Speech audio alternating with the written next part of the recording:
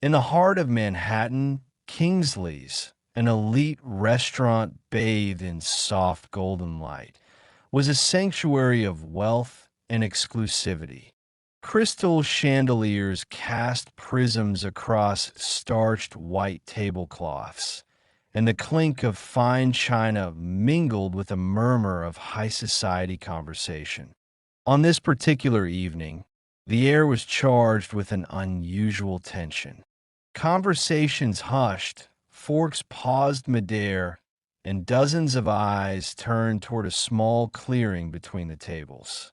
A 10-year-old boy, Lucas Montgomery, stood trembling, his legs encased in metal braces that gleamed under the chandelier's glow. His small hand extended toward Diana Johnson, the restaurant's only black waitress, as the pianist's soft melody filled the room. Lucas, his face a mix of determination and nervousness, had impulsively asked her to dance. "Sir, please control your son," snapped Mr. Thornton, the restaurant manager, his voice slicing through the silence like a blade. "This is inappropriate. Kingsley's is not a dance hall, and our staff are not here to entertain children." His words dripped with disdain, his eyes darting toward Richard Montgomery, Lucas's father and one of the wealthiest men in America, whose investment empire dominated Wall Street. That Richard's jaw tightened. This was the first time he had taken Lucas out in public since a car accident 2 years prior had left the boy partially paralyzed. Regret gnawed at him. This outing was a mistake. "Lucas, sit down," he said, his voice low but firm, carrying the weight of a man accustomed to being obeyed. Diana stood frozen, her tray balanced in one hand, her dark eyes flicking between the manager's scowl, Richard's stern expression, and Lucas's outstretched hand. For 5 years, she had perfected the art of invisibility at Kingsley's, blending into the background for patrons like the Montgomerys. But now, she set her tray down, untied her apron, and folded it neatly. "Mr. Thornton, my shift is over," she said calmly, her voice steady despite the room's scrutiny. Then, to the astonishment of everyone, she turned to Lucas with a warm smile and took his hand. "I can't dance in an apron, can I?"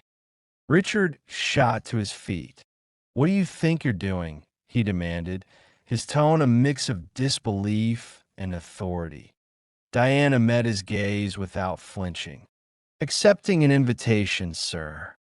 Before anyone could intervene, Lucas took a halting step forward, his brace scraping against the polished floor. The sound was jarring in the silent room, but Diana didn't rush him or correct his movements. She matched his slow, uneven pace, letting him lead. Whispers rippled through the crowd. "She'll be fired by morning," a woman at a nearby table muttered, sipping her wine. Richard stood rooted, his mind flashing to a memory of his late wife, Elizabeth, twirling Lucas in their sunlit living room. "It's not about perfection," she'd said, laughing. "It's about connection." Now, watching Diana and Lucas, Richard saw something shift in his son's eyes. Fear melting into focus, shame giving way to a flicker of pride. For the first time since the accident, Lucas wasn't being guided or pitted. He was leading. "Mr. Montgomery," Thornton hissed, stepping closer, "I assure you, this will not happen again. She'll be dealt with." Richard didn't respond. Lucas's tentative smile drowned out the manager's words. The boy's clumsy steps, guided by Diana's patience, held the room captive. After 3 careful steps, Diana gently led Lucas back to his seat. "Thank you for the dance, sir," she said with a formal nod, as if addressing a grown man. It was an honor. As she turned to leave, Richard's voice stopped her. Wait. He pulled a business card from his suit jacket, his movements deliberate. What's your full name? Diana Johnson, sir, she replied, her voice steady but her hand trembling slightly as she took the card. My office. Tomorrow, 10 a.m., he said, his tone unreadable. The restaurant seemed to hold its breath, waiting for the billionaire's next move. Lucas looked up, confused. Dad, why did you do that? Richard didn't answer, but as Diana walked away, he saw not just the waitress who had defied decorum, but a woman who had given his son something no doctor or therapist had, a moment of agency. The weight of his own absence in Lucas's life pressed against him. For 2 years, he'd buried himself in work, avoiding the boy's pain and his own. The next morning, Diana stepped into the gleaming lobby of Montgomery Tower, her navy skirt and white blouse modest against the marble and glass. The receptionist's cool appraisal made her clutch her worn purse tighter, but she held her head high. Diana Johnson to see Mr. Montgomery, she said. After a brief call, she was directed to the 18th floor. Miss Winters, Richard's sharp-eyed assistant, greeted her with a skeptical look. In a private waiting room, she didn't bother to hide her assumptions. He had you fired, didn't he? That's what happens when you cross a man like Montgomery. People like you don't belong here. People like me? Diana's smile was calm but pointed. And where exactly is my place? Before Winters could respond, her phone buzzed. He'll see you now. Richard's office was a fortress of power, with floor-to-ceiling windows framing Manhattan like a conquered kingdom. He stood gazing out, his back to her.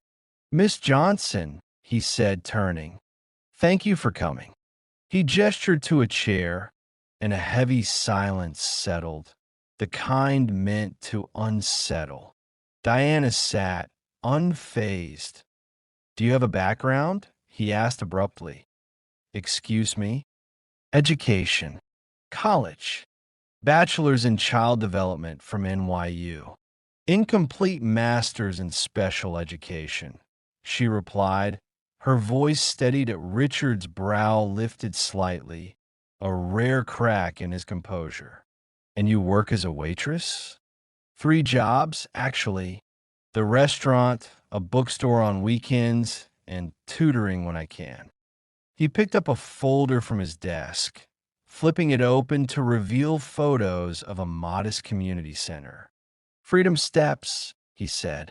You co-founded it 6 years ago with your sister, Zoe, a dance program for children with physical disabilities, now facing closure due to lack of funding. Diana's expression didn't waver. I didn't come here to ask for money, Mr. Montgomery. Then why did you come? Because you asked me to. He allowed a dry chuckle. Fair enough. He paced, restless.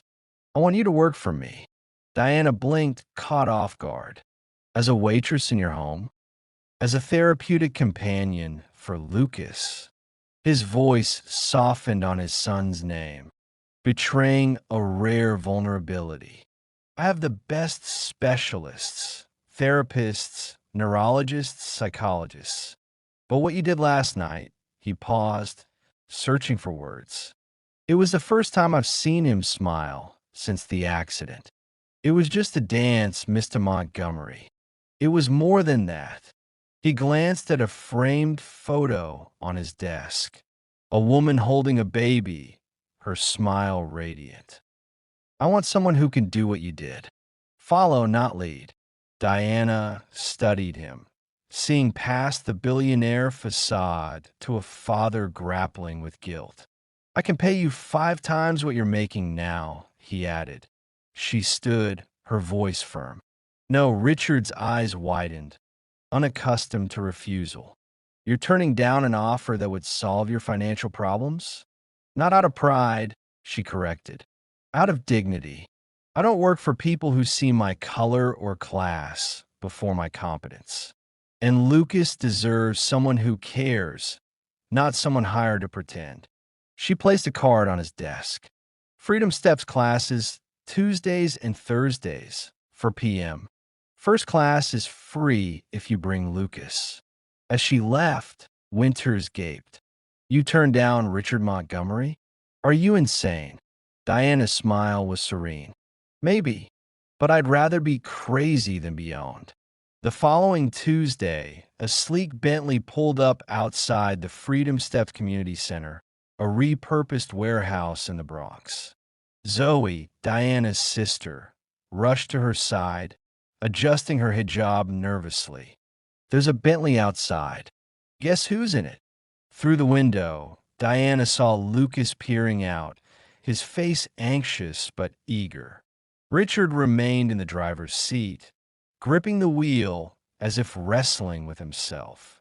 He won't come in, Zoe said. Men like him don't belong here. Don't underestimate a determined son, Diana replied softly to their surprise. Lucas climbed out, adjusting his braces with care. Then Richard emerged, dressed in an awkward attempt at casual attire, a sweater and slacks that still screamed wealth. Inside, the center buzzed with children moving to a gentle beat, their mobility devices no barrier to their joy. Handmade posters lined the walls. Your rhythm, your rules, and every move counts. It looks chaotic, Richard muttered, scanning the room. There's structure, Diana said, guiding Lucas toward the group. It's just not the kind you're used to. As Lucas joined the children, Zoe offered Richard a chair. The first day's always hardest for the parents, she said. Not the kids. This isn't therapy, Richard countered. I've hired the best specialists. And how's that working for Lucas? Zoe asked gently. The door opened, and Dr. Elaine Mercer entered, her gray braids elegant, her cane ornate. Mr. Montgomery, she said, her voice commanding, you've rejected my research proposals 3 times.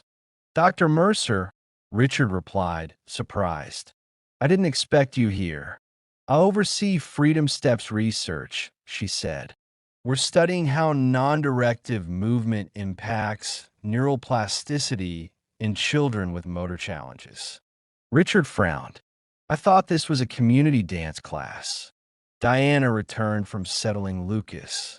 It's a pilot rehabilitation program integrating adaptive dance with neuroscientific principles. I work as a waitress because we lack funding, because people like you rejected us. The pieces clicked. You were Mercer's assistant on those proposals. Co-author, Mercer corrected.